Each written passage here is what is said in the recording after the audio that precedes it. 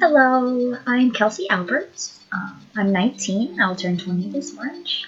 I married my husband in September, and in doing so, I gained two amazing stepdaughters.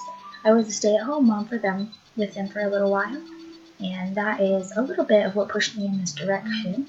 Other than being the oldest sister of seven, I love working with kids, and I enjoy that. So I decided to make it a career, and that's what I'm doing. This is my first time taking online classes.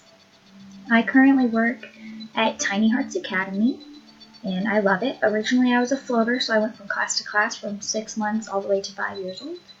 And now I am an assistant teacher in a preschool classroom, so I work from 3 to 5.